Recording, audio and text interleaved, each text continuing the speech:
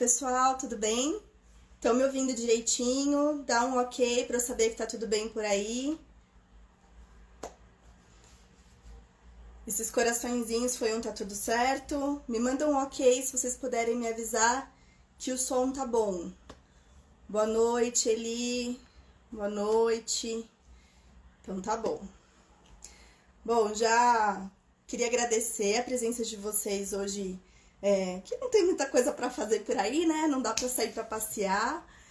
E eu tô aqui curtindo meus últimos dias de licença, com Covid positivo, mas vai ficar tudo bem, né? Agradeço aí pela oportunidade de poder compartilhar com vocês um pouquinho desse conteúdo pra gente contribuir de alguma forma, né? Então, eu fico um pouco cansada ainda quando eu falo muito, então se eu parar um pouquinho pra respirar, não estranhem, tá?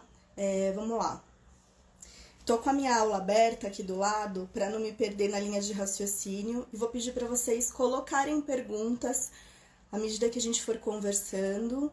E se em algum momento eu me perder da sua pergunta, refaça ela mais para frente novamente, tá? Não tem problema. Bom, então a gente vai conversar hoje sobre o podermóclise. A gente espera que, entendendo um pouco melhor sobre essa via, nós sejamos mais uma ferramenta, nós tenhamos mais uma ferramenta de trabalho para contribuir para a atenção paliativa, tá? Lembrando que os vídeos ao vivo do Instagram, eles duram no máximo 1 hora. Se por acaso a gente não conseguir dar conta disso tudo nesse período, não se preocupem, haverão outras oportunidades, a gente tenta entrar de novo. Se não der certo, a gente marca um outro momento. Mas, de qualquer forma, amanhã eu e a Ana estaremos numa outra live para a gente falar um pouquinho sobre cuidado paliativo. Mais pra frente eu comento com vocês sobre a live de amanhã, tá? Então, bora começar. Bom, então a hipodermóclise, né, nada mais é do que a infusão contínua de um medicamento pela via subcutânea. Quando a gente faz um medicamento em bolos, né, ou seja, eu faço uma administração rápida, na via subcutânea, a gente diz que é apenas via subcutânea, mas quando eu mantenho um medicamento de forma contínua, a gente chama de hipodermóclise, que já é utilizada desde 1914, né, há bastante tempo. Só que lá atrás não tinham conhecimentos como a gente tem hoje sobre interação medicamentosa, como que um medicamento vai reagir no tecido subcutâneo, pH, etc. Então, existiam muitos usos inadequados da via, né? E isso contribuiu muito para que a via fosse colocada em desuso. E aí, na década de 60, a gente teve um aumento muito grande do contato com o cuidado paliativo e com isso a gente voltou a estudar hipodermóclise, né? Então, só para vocês entenderem um pouquinho da onde saiu. Ai, obrigada, Bia, assim eu vou ficar tímida, vocês sabem que eu sou meio tímida, para de me elogiar assim. Linda, obrigada mesmo. Bom, então seguindo, o que vai dizer pra gente que aquele medicamento pode ser usado ou não pela via subcutânea? O tipo de soluto e de diluente que eu vou utilizar, né? Porque dependendo do soluto e do diluente, eu não consigo ter uma absorção adequada. Por isso que a gente tem medicamentos que só podem ser usados por via intramuscular, por via intravenosa e então por via subcutânea, tá? Mais pra frente eu vou falar de novo, mas vocês podem achar com muita facilidade no Google o manual da Sociedade Brasileira de Geriatria e Gerontologia, e lá tem uma relação bem importante, bem legal de medicamentos que são digamos assim, já estudados, que já temos evidências de que eles podem ser usados nessa via com segurança, tá? Então, vamos seguindo em frente.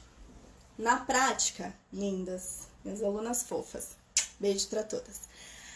Na prática, o que a gente precisa observar? A tolerância do paciente àquela droga, porque a gente tem que lembrar que por mais que seja uma via diferente do que eu estou habituado a usar, pode ser que esse paciente nunca tenha recebido esse remédio antes.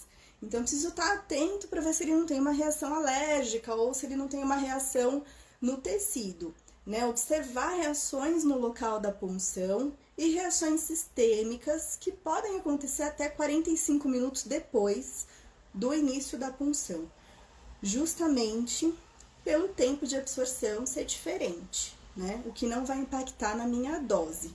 Para alguns medicamentos pode mudar, mas em geral não altera, né? Então, tudo bem até aqui, mandem seus oks.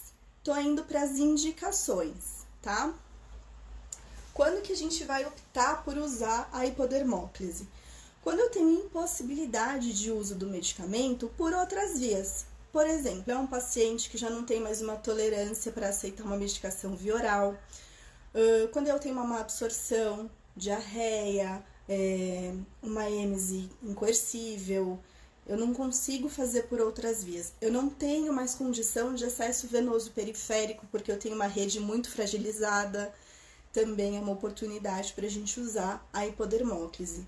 E ela não é uma via que está limitada ao paciente em cuidados paliativos, né? Vamos pensar numa situação que a gente tem agora, por exemplo, a dispneia causada pelo próprio Covid-19.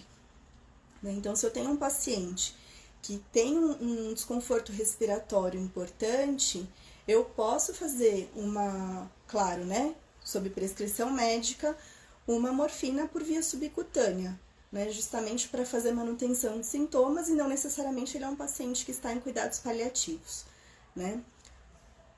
Oi, Paula, boa noite, beijo especial aí para Paula que me instigou a essa live de hoje. Obrigada, viu, Paulinha?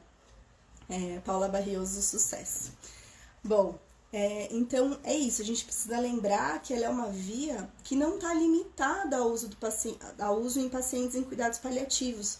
Ela é de bastante potencialidade, vamos dizer assim, para os pacientes pediátricos, para os idosos, mas a gente não pode esquecer que tem muito paciente adulto que poderia sim se beneficiar dessa via, né? Eu vou dar um exemplo aqui, um caso, tô cansando, de uma paciente que tinha um antibiótico para receber por 7 dias e no 5º dia ela não tinha mais condição de rede venosa. E aí o médico pediu um pique, só que era um antibiótico que dava para fazer por via subcutânea. Então, olha o custo que eu coloco e o risco que eu coloco essa paciente quando eu não paro para pensar na minha via mais adequada para aquele medicamento.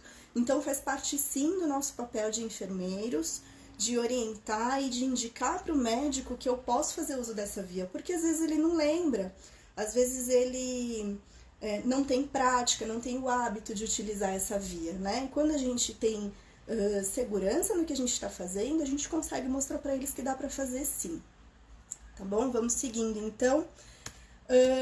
Outras vantagens em relação aos níveis plasmáticos, né? Ou seja, o quanto do medicamento vai ser absorvido pelo meu organismo, eu vou encontrar níveis semelhantes ao de outras vias, né? Então, eu não preciso deixar de usar essa via porque vai absorver menos. Muito pelo contrário, ela tem uma absorção semelhante. No entanto, ela tem uma vantagem sobre as outras, que é de manter o platô por mais tempo. Por isso que quando a gente usa, por exemplo, a morfina por via subcutânea, ela traz uma resposta, um resultado melhor do que quando eu uso por outras vias. Porque ela permanece no platô, no seu mais alto nível plasmático, por mais tempo do que quando é feita por uma via venosa, por exemplo, tá? Vamos seguindo, as doses já falei. Outras vantagens, baixo risco de infecção, então só lembrando por que eu tô bisbilhotando aqui, tô com a minha aula aberta para não perder a linha de raciocínio com vocês, tá? Se tiver alguma dúvida, vai postando que eu vou pescando aqui de vez em quando. Então, vamos lá. Tem baixo risco de infecção, então, como eu comentei em relação ao pique, eu tenho uma via que está diretamente em rede venosa, quando eu tô falando de um pique, e centralizada, né? Eu tô colocando ela num lugar de alto risco para infecção ali. Quando eu falo de hipodermóclise, Eu tô falando de uma via que tem ainda muitas barreiras até que se chegue ao sistema, a parte sanguínea, para que eu diminua esse risco de infecção. Então, ela é bastante importante para a gente nesse sentido, né? Diminuir risco de infecção, ela é rápida de ser puncionada, é simples, a gente vai falar sobre a punção, otimizando a nossa assistência, né? Então, muitas vezes você fica lá 3, 4, 6 tentativas de acesso periférico, que é Jesus, coitado desse paciente, né? Mas se a gente for pensar, ela é muito rápida, dá para eu abrir mão desse recurso e colocar o paciente em conforto mais rápido. Oferece maior autonomia, né? Porque a gente consegue usá-la com mais segurança, é confortável e trazendo qualidade de vida para o paciente, porque eu vou manejar melhor os seus sintomas. Tudo bem até aqui? Tempo de permanência do catéter. Eu vou falar de novo lá na frente, mas já adianto aqui que, de acordo com a Anvisa, são 7 dias. Mas dependendo do catéter, se é um catéter agulhado, a gente deixa 5 dias, tá? Claro que vai também, a gente tem que levar em conta o bom senso, né? Que eu vi esses dias de uma colega que bom senso não existe, mas o que eu quero dizer com isso? Se eu tenho um paciente, por exemplo, que está em fase final de vida, ele está evoluindo para o óbito, e eu tenho completado 7 dias daquele catéter, mas eu tenho um paciente em franco processo ativo de morte, eu não vou trocar, porque eu vou submeter esse paciente a um procedimento que é doloroso, desnecessariamente, né? Mas se eu não tenho um paciente em processo ativo de óbito, 7 dias, tá? Eu vou falar Kiviakis. Muito bem, vou falar sobre os catéteres daqui a pouco, tá bom? Deixa eu ver só essa pergunta. Trabalho com pacientes oncológicos, a epidermóclise é utilizada para controle da dor. Não apresentam subcutâneo adequado devido à desnutrição. Isso é importante. Faz parte das minhas contraindicações, Mila. Quando eu tenho um paciente que não tem um tecido subcutâneo adequado, o que é um tecido subcutâneo adequado? Que tenha uns 2 centímetros, mais ou menos, aí, pelo menos, tá? E a gente vai ver como isso. Eu não consigo, eu não tenho tecido para poder usar. Então, realmente eu vou ter que usar outros recursos, o Portocat, por exemplo, como a maioria dos pacientes oncológicos tem, ou até mesmo um PIC, né? O PIC não é ruim, gente, o PIC é maravilhoso, a gente só tem que pensar qual é o momento certo para usar cada catéter, tá? A gente não tá desmerecendo nenhuma via, todas elas são muito importantes. Então, vamos continuar em relação às contraindicações, né? Pacientes que têm distúrbio de coagulação, também, grande maioria de pacientes oncológicos, eu não consigo usar, porque se eu fizer um hematoma ali extenso, eu não vou conseguir ter absorção de medicamentos, então não dá. Anasarca, o que é anasarca? Aquele paciente que está muito inchado, muito edemaciado, de nada, Mila, também não dá. Porque se ele está edemaciado, se ele está em anasarca, significa que ele não está conseguindo absorver todo aquele líquido que está ali no interstício dele. Ele não está fazendo absorção, não está drenando, né? Então, se a gente não está conseguindo drenar, ele não vai absorver o medicamento que eu vou colocar ali, né? Não adianta fazer em paciente anasarcado. Pacientes que têm risco severo de congestão pulmonar, também não posso fazer hipodermóclise. Por quê? Porque a hipodermóclise, ela não dá pra gente a possibilidade de um ajuste fino de dose muito rápido. Lembram-se que o tempo de absorção dessa via é mais lento do que uma via venosa. Então, se eu tenho um paciente que faz uma congestão pulmonar por volume excessivo infundido, eu não consigo reverter isso rápido, né? Eu não consigo interromper a medicação e garantir que ele não vai ganhar mais volume, porque eu ainda tenho muito volume ali no interstício para ser absorvido, né? Então, eu não posso fazer a administração quando eu tenho risco severo de congestão pulmonar, tá? Muito bem, Bel. Volume adequado de infusão e se ele deve ser progressivo. Aguenta aí que eu já vou chegar nessa parte, tá? Se eu não falar, daqui a pouquinho você puxa minha orelha e pergunta de novo, mas grande pergunta. Caquéticos, então, pela diminuição do tecido adiposo, né, e entram os desnutridos. Necessidade de alta reposição volêmica. Então, se eu tenho a necessidade de fazer uma infusão de mais de 3 litros em 24 horas, eu não consigo usar essa via, porque o meu tecido não suporta, tá? Deixa eu ver as perguntas. Dependendo do volume realizado, fica um leve edema na região que será absorvido aos poucos.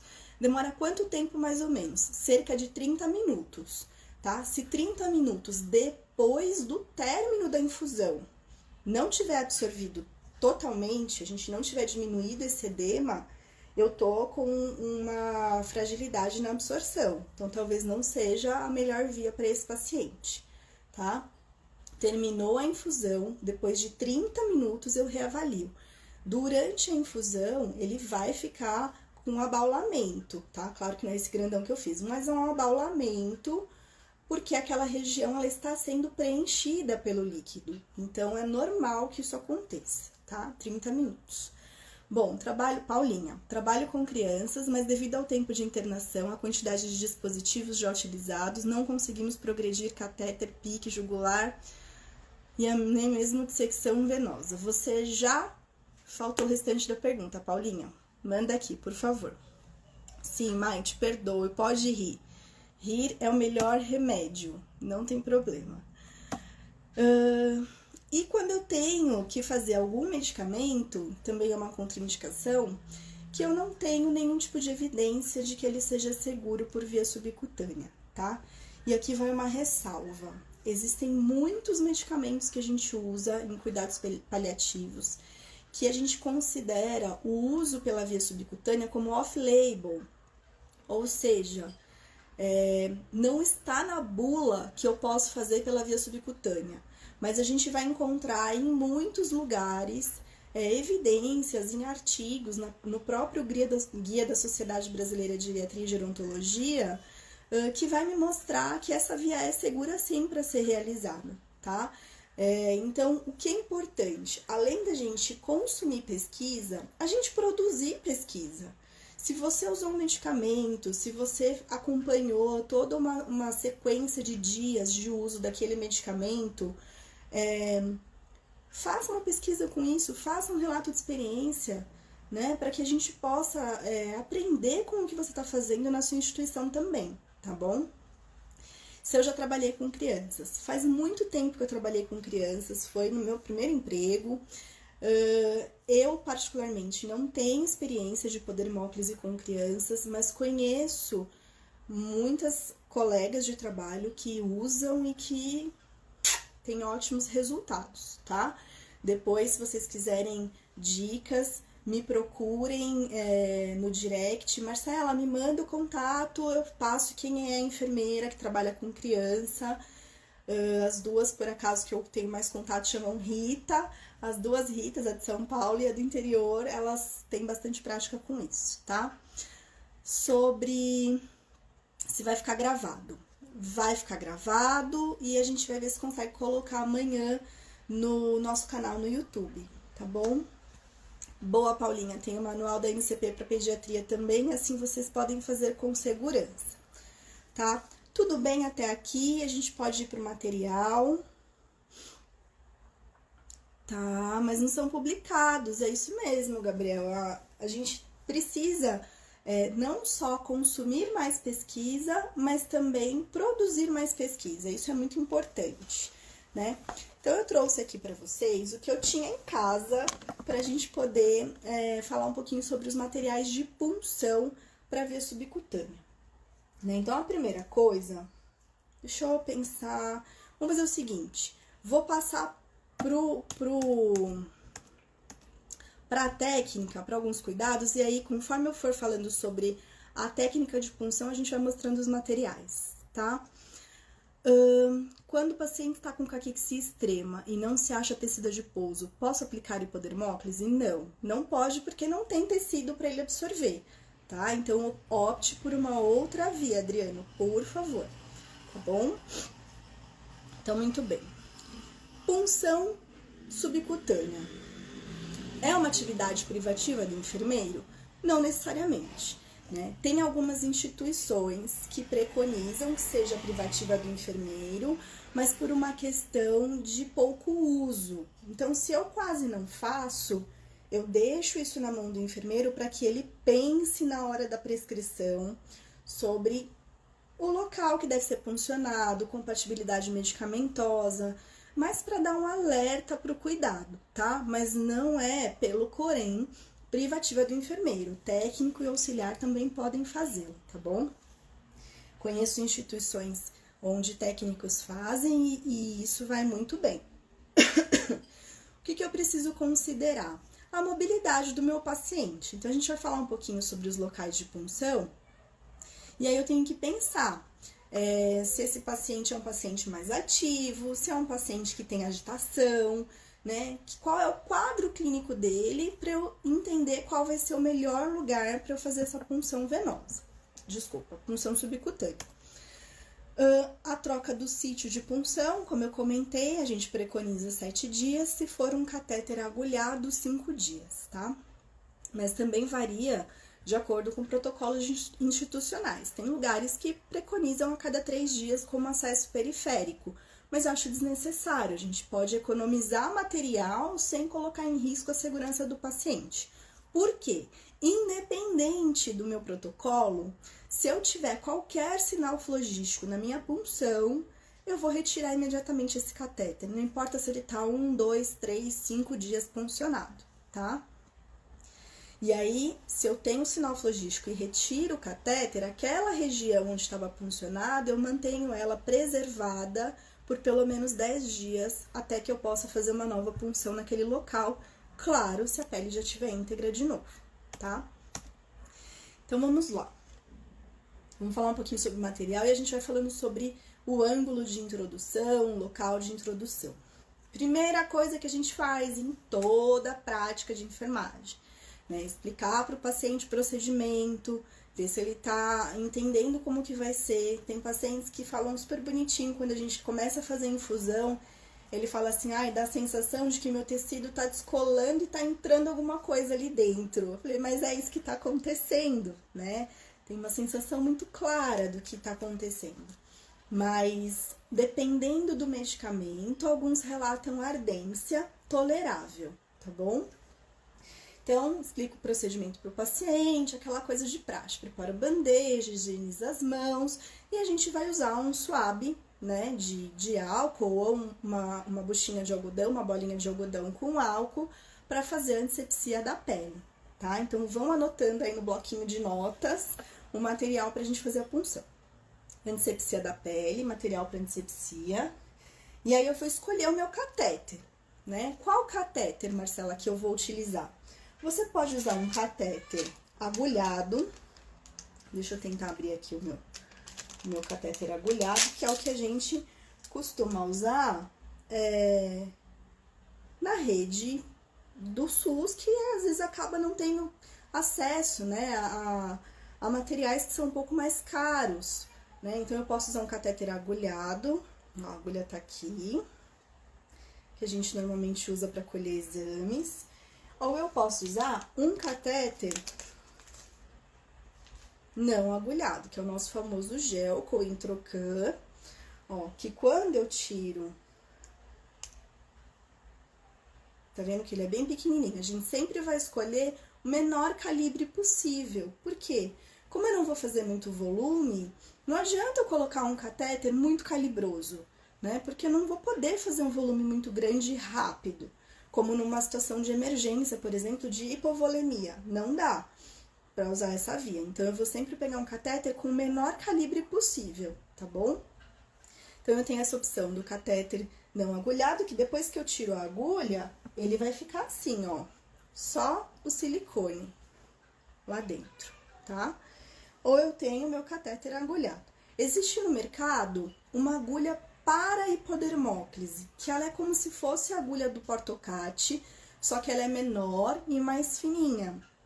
Tem também alguns calibres diferentes para você poder usar em pediatria e no paciente adulto, mas ela é igualzinha a agulha do Portocat no sentido de modelo, né? Você faz a inserção a 90 graus, ela é mais curtinha e ela é um catéter agulhado. Eu não consigo deixar só o silicone lá dentro, tá bom? Então, eu vou sempre escolher o meu catéter de menor calibre, tá bom? Podemos continuar a usar agulhado? Pode! Se eu não tenho a opção de usar o não agulhado, posso continuar usando o agulhado. Inclusive, eu tenho a impressão de que o agulhado, ele é mais confortável para introdução, né? Eu acho que o não agulhado, ele tem um pouco mais de tração, vamos dizer assim, de fricção na hora de entrar, de resistência. Mas depois eu acho que esse fica mais confortável, porque como eu não tenho agulha, eu tenho a sensação de que o paciente se sente mais seguro para se movimentar, tá bom? Bom, escolhi o meu catéter, já peguei aqui o meu Gelco 24, já peguei o meu Suave. O que mais que eu vou precisar? Eu vou precisar, vou deixar por aqui. Vou precisar de vamos supor que eu vou usar o meu... a gente pode usar também o Intima, tá, gente?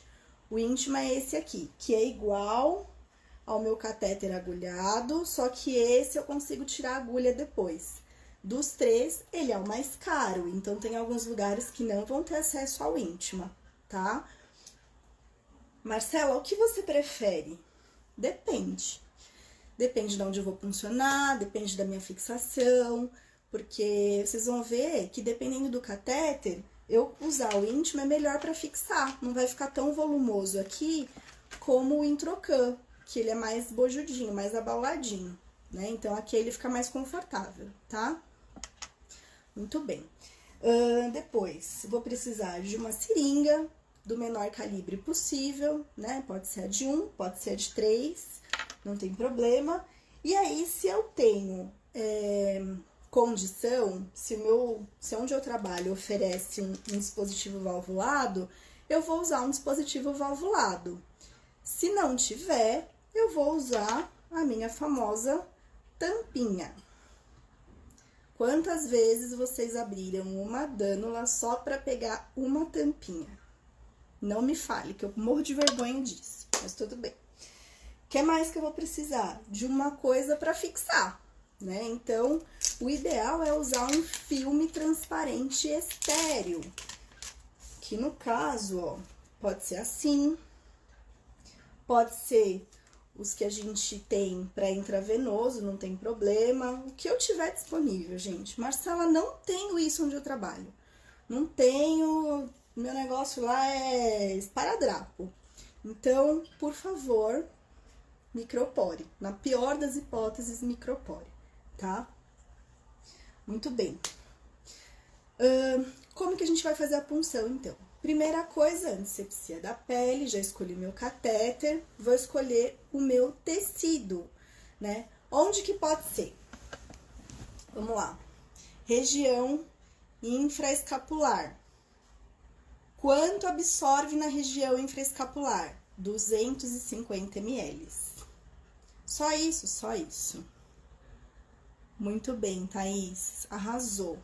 Se tiver tudo bem, paciência, deixa o catéter, né? Quem nunca, né, Paulinha? Então, voltando. Região infraescapular, 250 ml. Depois, já vou falar sobre a agulha, tá, Sofia?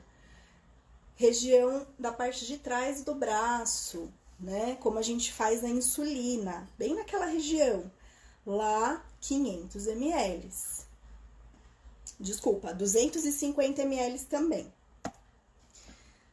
Tapoim.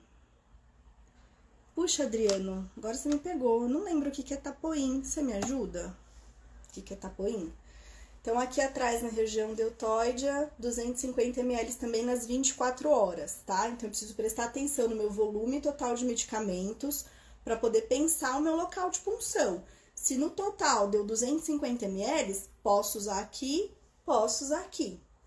Não, Marcela, deu um volume maior. Até 1 litro eu consigo fazer no abdômen. Abdômen, 5 centímetros do umbigo, aqui na região principalmente de baixo e lateral, tá? E no vasto lateral da coxa, 1.500 ml. Então, também tem um volume bem importante aqui que dá pra fazer na coxa. Tem também a região infraescapular. Na infraescapular, eu também consigo dar conta de até 1 litro nas 24 horas, tá bom? Mas ali também a gente tem que pensar se é um local bom, porque dependendo do paciente, se mexe muito, a gente tem risco de sair, tá? O volume dos locais vai depender também do estado clínico e físico do paciente. Depende, mas a gente precisa respeitar bastante esse volume, porque não adianta eu colocar na região subclavicular ou no braço mais do que 250 ml, vai ficar edemaciado, ele não vai dar conta de absorver e eu falar que a culpa é da via, tá? Eu preciso entender muito bem isso. Tá? Põe a tampa que você mostrou. A tampinha? Tampinha posso, eu vou chegar lá na parte da tampinha. Posso usar tampinha. Obrigada, Lélia. Obrigada, meu amor. Muito bem. Então, vamos lá. Já escolhi a minha região. Ou subclávia, ou no braço, ou abdômen, ou na coxa, ou aqui na interescapular, tá bom? Lembrando dos volumes. Então, regiões escolhidas, eu vou pensar na posição da agulha, né? E aí, Marcelo, eu coloco assim, assim, vou colocar assim. Como? Qual vai ser a região? Então, eu sempre vou colocar a agulha voltada para minha drenagem linfática. Então, se o meu sistema tá para cá, eu vou colocar para cá. Mesma coisa, braço, para cima, tá? Sim, a live vai ficar salva, não se preocupem. Então, sempre vou pensar na minha via, na minha direção do meu sistema linfático, tá? Essa infusão, sim, esse volume de infusão é para 24 horas. Então, pensando que eu posso fazer até 3 litros nas 24 horas, se eu tenho uma prescrição com 2,5 litros, vamos dar um exemplo, de medicamento para fazer nas 24 horas, eu vou precisar de 2 acessos. Pode ser, por exemplo, um na coxa, na região no anterolateral da coxa, e uma no abdômen, do outro lado, né? E aí eu dou conta de fazer o volume total da minha prescrição nas regiões em que suportam aquele volume, tá bom? Então, escolhi o lugar, escolhi o catéter, já separei todo o meu material e já sei qual é a posição que eu vou pegar. Agora, para pegar é que tá o segredo. Que não é aquela coisa, tem gente que acha que, nossa, Epidermóclise é um bicho de 7 cabeças. Não é. Mais fácil. Vamos lá. Eu tenho aqui o meu fofinho, mas eu quero que vocês testem aí, brinquem aí com vocês. Que é o quê? A bendita prega. A prega, o segredo tá na prega. Então, a gente, sabe aquela prega? Ele é um lindo mesmo, né? Vou deixar ele aqui. Sabe aquela prega que a nutricionista faz com adipômetro? Essa prega chata, que eu costumo dizer que é a parte que mais dói da punção, é essa prega chata que eu vou ter que fazer. Então, pensando no braço, eu tenho que separar o meu tecido do músculo, tá? Por isso que eu preciso fazer aquela prega gostosa. Pega a gordurinha aí, pega você aí no seu braço, pega a gordurinha, pega no abdômen melhor, porque sempre tem uma sobrando, né? Pega lá uma gordurinha com todos os dedos da mão, todos. Faz uma preguinha boa. Ó, aqui, gente, sobra gordurinha na barriga, viu? Já tô avisando. Pega, faz uma preguinha boa. Deixa eu baixar só um pouquinho. Faz a preguinha pra você poder dar conta daquele tecido. Quando eu faço essa prega, eu separo o meu tecido subcutâneo do músculo. E aí, se você for fazer no braço e o paciente conseguir ficar retinho, pede para ele fazer a pose da vacina. Porque aí ele fica com a parte do braço bem relaxada e você consegue separar a gordurinha, né? O tecido subcutâneo do músculo. O lugar mais difícil é a coxa, para fazer a prega, né? Mais difícil, tá? A barriguinha é mais fácil. Então, feito a prega, vou pegar o meu bonitinho de novo, que ele é uma prega única. Tá aqui, ó, vou pegar a barriguinha dele pra servir de exemplo, tá?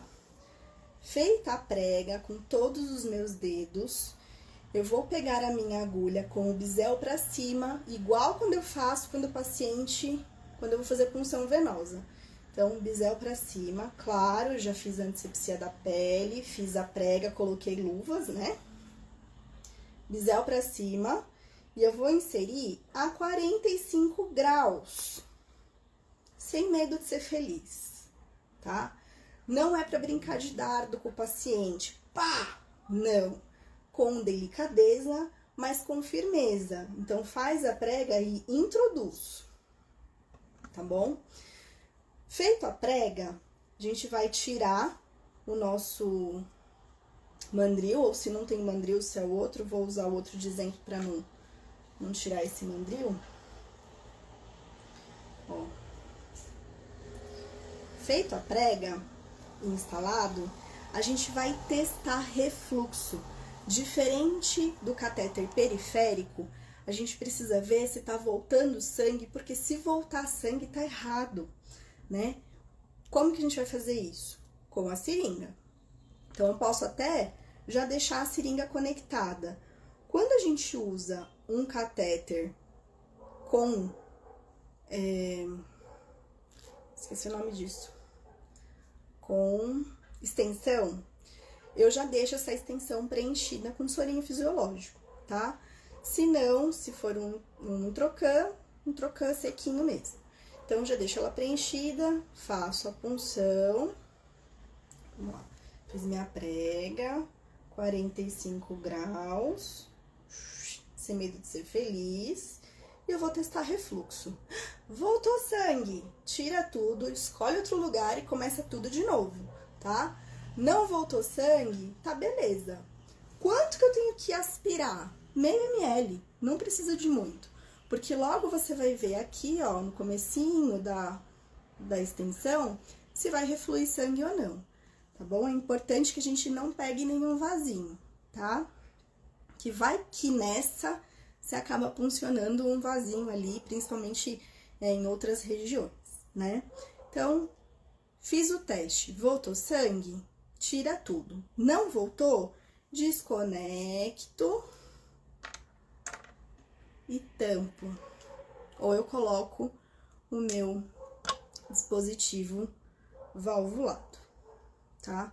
Dúvidas até aqui. E aí eu vou fixar. Vou mostrar pra vocês como é que fica um pronto. Vou fixar, tá? Ficou fofinho, né?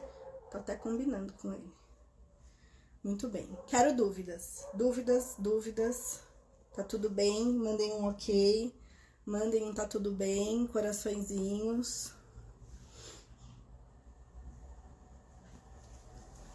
Quero saber se tá tudo bem por aí.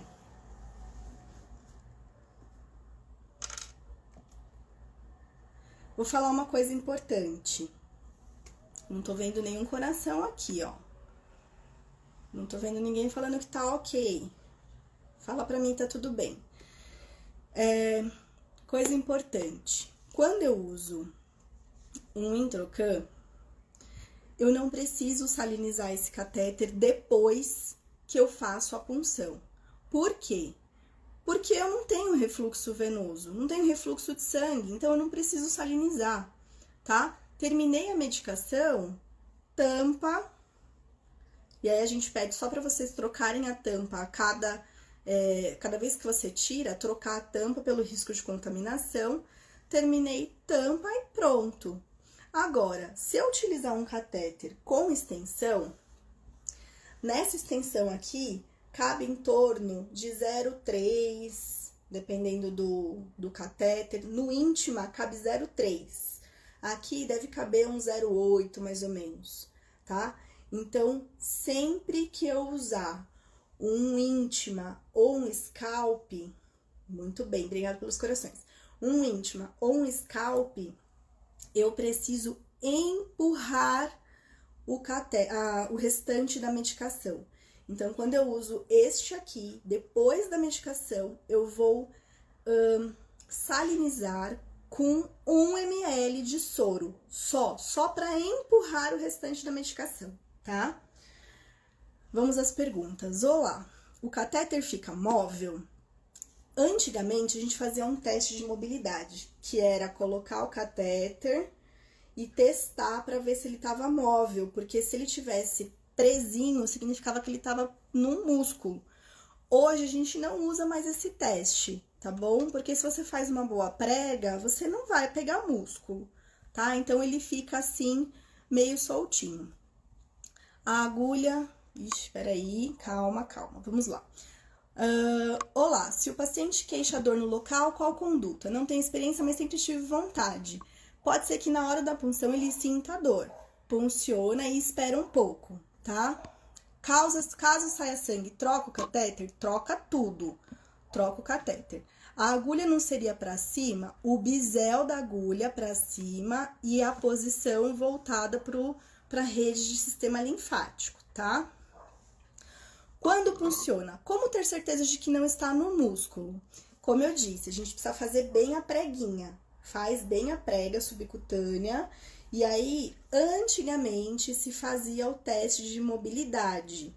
Hoje não precisa mais, tá bom? Quantos centímetros do umbigo? Mais ou menos 5 centímetros. 2 ou 3 dedinhos, 3 dedinhos de distância. Tá? Da periferia para o centro, depende de onde você está funcionando. É que teve um delay aqui, agora eu tô vendo todos os OKs de vocês. Qual o custo desse catéter? Esse aqui, R$ 2,50 mais ou menos. Esse já é mais caro, uns 3, 4 reais. O Íntima já é em torno de 20 reais, tá? Mais ou menos, é uma diferença bem boa. O que mais? Tapoinha é igual um dispositivo que você colocou, porém ele é funcionado depois com uma agulha. Puxa, não conheço. Desculpa, Adriano, não conheço, não tenho prática com esse tapoinho.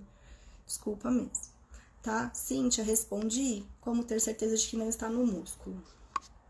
Tá bom? Muito bem.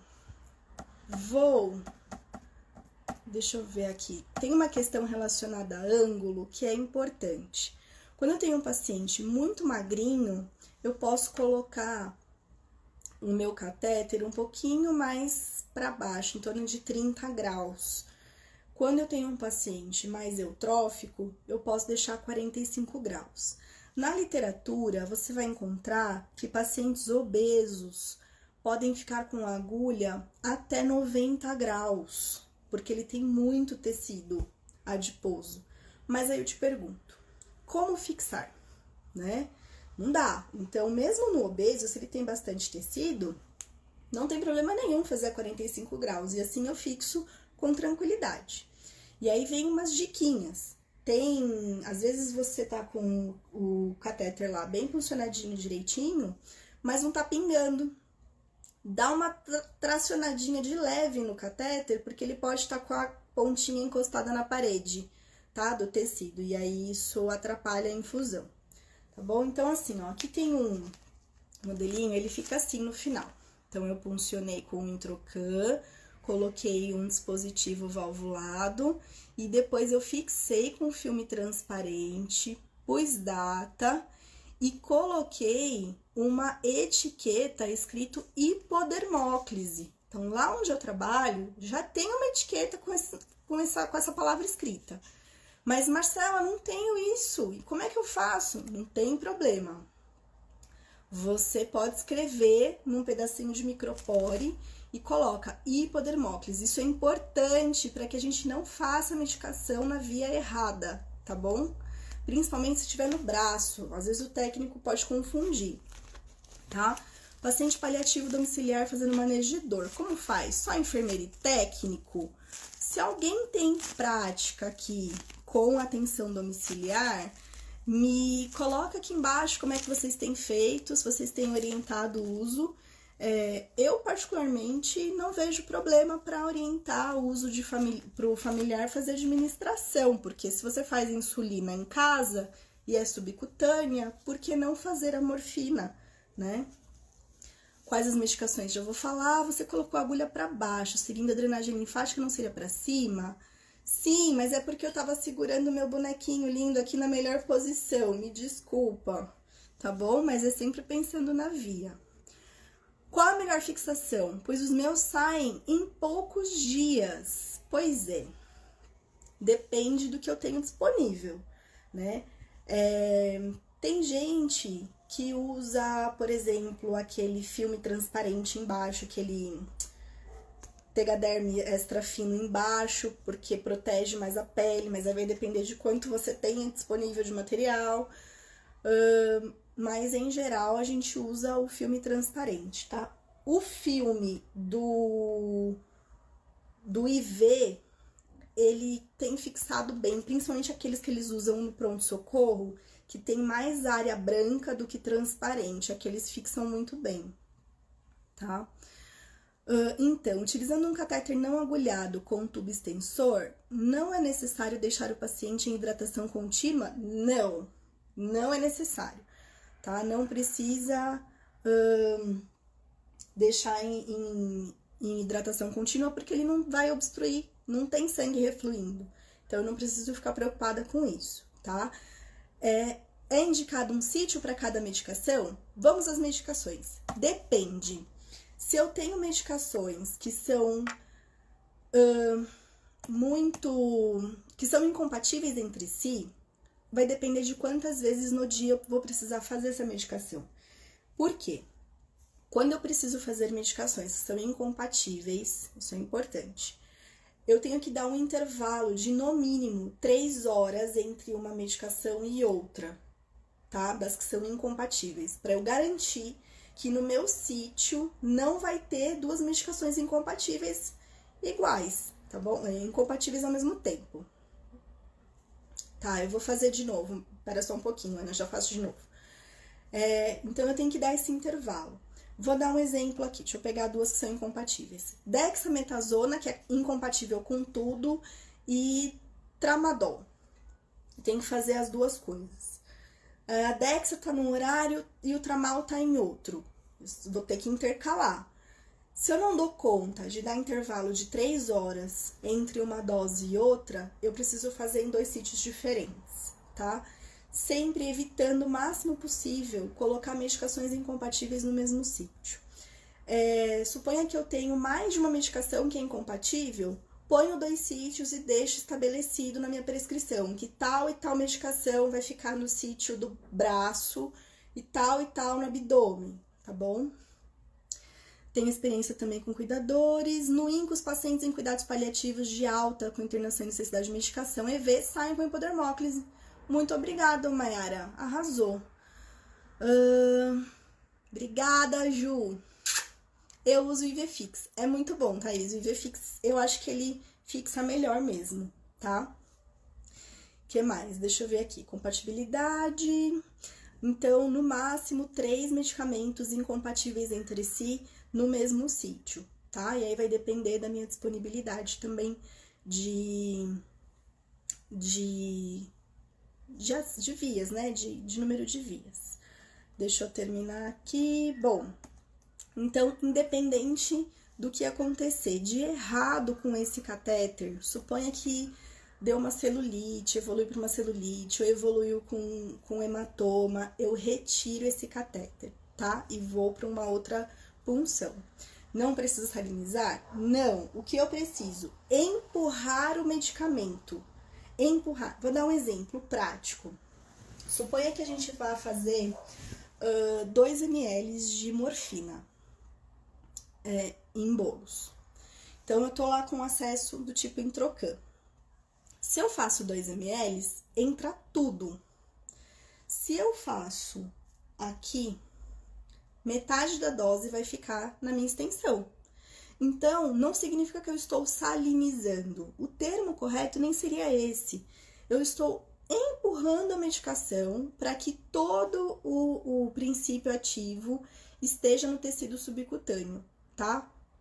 Para que eu não faça sempre meia dose, tá bom? É nesse sentido de fazer a salinização, tá? Não no sentido de manter permeável. Não estou permeabilizando o catéter, eu estou apenas empurrando o medicamento. Então, só pra gente finalizar, já tá dando 50 minutos de vídeo e o Instagram vai encerrar automaticamente. Então, vamos lá. Vou repetir a pedidos. Então tá aqui, ó. Vou colocar mais pra cá. Sempre na posição adequada, tá, gente? Ignorem o corpo do bonequinho, porque ele é muito desproporcional. Então, eu tô usando aqui como se fosse só a prega, tá? Tô com a prega feita com todos os dedos. Depois da punção, faz o teste de infiltração? Não, porque vai fazer soroma. Faz parte do catéter faz parte dessa via fazer soroma, principalmente se eu fizer um volume alto. Se eu fizer um volume baixinho, pode ser que nem faça. Se eu fizer um volume alto num paciente mais magrinho, pode ser que faça. Então, é desnecessário. Precisa aspirar o soro que fica na extensão ou aspira? Não, pode infundir ou deixa só pra voltar, você vai aspirar meio ml e volta, não tem problema, tá? É possível disponibilizar uma referência com as formações possíveis de realizar por hipodermóclise? Sim, mais uma vez vou citar o guia da Sociedade Brasileira de Geriatria e Gerontologia, que está disponível no Google, já está na 2ª edição, tem para pediatria, tem para paciente adulto, para a gente poder fazer na técnica, seguindo todas as medicações que tem previstas lá. Alguém perguntou sobre medicamentos, mas assim, ampicilina, cefepime, ceftriaxona, dexametasona, dipirona, escopolamina, fentanil, fenobarbital, haloperidol, meropenem, metadona, plasil, midazolam, morfina, octreotide, ondansetrona, ranitidina, tramal. Dá pra fazer muita coisa, muita coisa, tá? Tem um paciente fazendo antibiótico de 8 em 8 horas, Meronem 100 ml de soro. Qual o tempo de infusão adequado? Mais ou menos uns 30 minutos, vai demorar para fazer a infusão, tá? Sempre procurar usar o equipo de microgotas. E pode usar a bomba de infusão também, não tem problema. Antes de voltar aqui, você vai deixar salvo? Vou deixar salvo, Karine. Vou salvar aqui sim. Posso usar então um boneco de feltro para dar aula sobre hipodermose? Pode, a gente usa o que tem, minha amiga. Cíntia, usa o que você puder. Quanto ao volume de 2 ml por minuto, você acha que pode ser mais? Sim, dá para ser mais, sim.